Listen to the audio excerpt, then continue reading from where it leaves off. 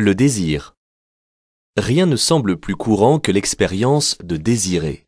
Nous désirons des objets de toutes sortes, nous désirons parfois autrui, nous désirons des choses impossibles, imaginaires, et cependant, dès que l'on essaie d'expliquer quelle est la nature de l'acte qui se cache derrière toutes ces activités, la difficulté apparaît. Qu'est-ce que le désir? Du latin desiderare, qui vient de sidus, qui signifie étoile ou astre, l'acte de désirer se définit donc d'abord comme le fait de manquer d'une étoile, d'un astre. Plus généralement, on peut dire que le désir se définit comme une tendance consciente d'un sujet humain vers un objet, dans le but de combler un manque et d'obtenir ainsi une satisfaction.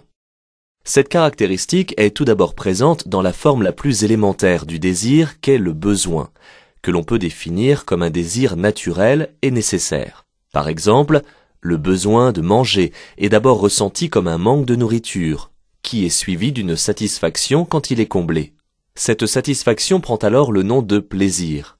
Mais on retrouve aussi cette caractéristique du désir dans le cas du désir amoureux. L'amoureux est celui qui recherche son autre, qui cherche à jouir de sa présence.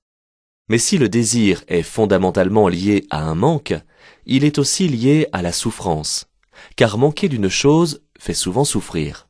Néanmoins, l'homme ne se réjouit-il pas aussi de désirer, et donc aussi de souffrir en désirant?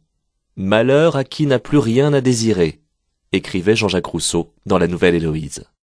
C'est là le paradoxe propre au désir que met en évidence la philosophie. En étant à la fois manque, souffrance, mais aussi plénitude, bonheur, le désir fait de notre existence une existence proprement humaine.